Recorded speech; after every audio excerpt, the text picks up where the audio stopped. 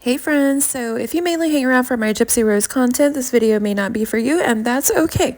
But those who've been around for a very long time from my earliest stuff may remember that, like many 80s millennials, I was a big fan of Princess Diana, and therefore one of the other dramas I keep up with is that of her sons, Harry and William. Big fan of William, not so much of the way Harry has took his life.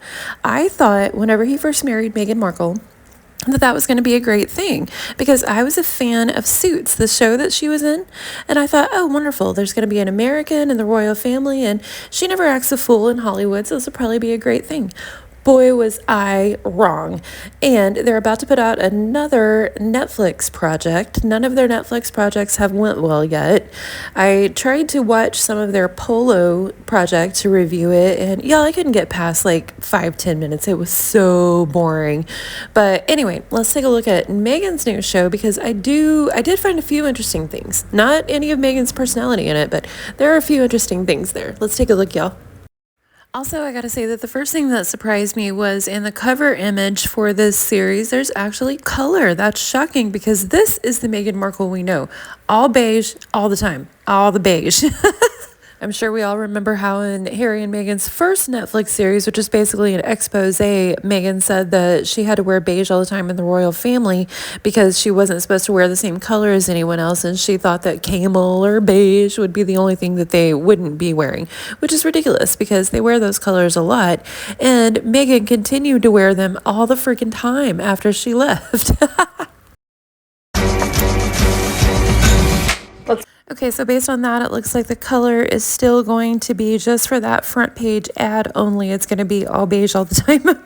Y'all, I don't know if YouTube is just getting really, really good or if Netflix is getting more YouTube-y, but whenever I look at that trailer and the quality of the production, I feel like a high-level big YouTuber could produce just as good and do all the time.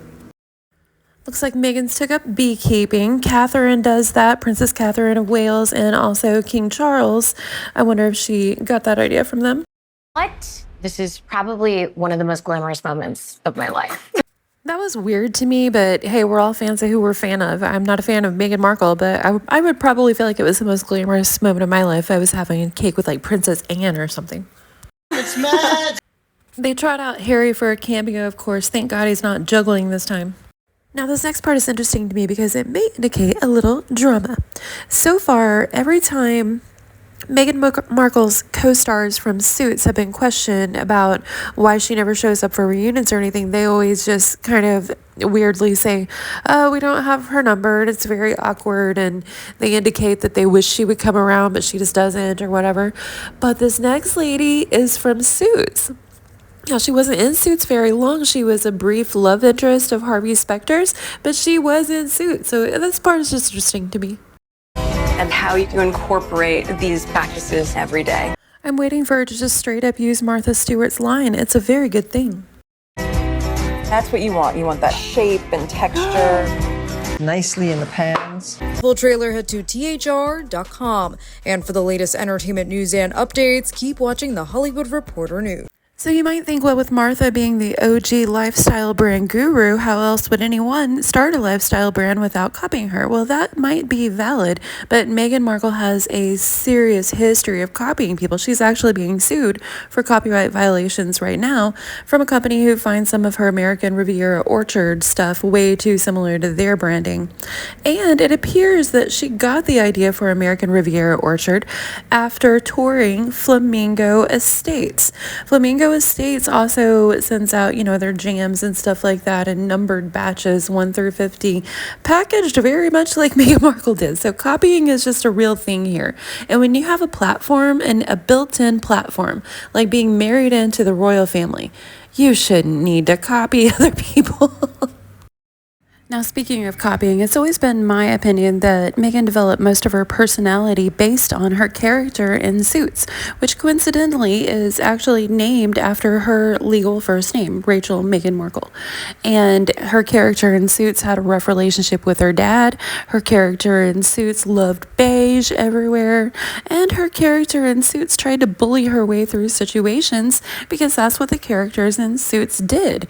Now, I often wonder how much of that she tried to take into Buckingham Palace and got told, yeah, we don't work this way here. And that's what she thought was bullying, in my opinion, y'all. Anyway, let's take a look. Mike Ross? Hi. I'm Rachel Zane. I'll be giving you your orientation. Wow, you're pretty. Good. You've hit on me. We can get it out of the way that I'm not interested. No. It's that because I'm just a paralegal, that I will somehow be blown away by his dazzling degree. Let me assure you, I won't. What if, y'all, just what if she tried to take that attitude into the royal family? You know who I think would be the only one bowled over by it? Harry. Harry would think, oh my God, that's so amazing. By the way, y'all, I love British accents. I just don't like Harry's British accent. Take notes, I'm not going to repeat myself. I could see her trying that with Steph. She was rumored to have treated people that way while she was an actress in Suits. Not her co-stars and co-workers, but people that she did media deals with, brand deals, press deals, that type of thing. And I wish that you didn't keep the fact that I was your father a secret. It's not a secret, I just don't broadcast it. Much like she didn't want to broadcast her real father and orchestrated a situation with him in order to be okay with not inviting him to the wedding.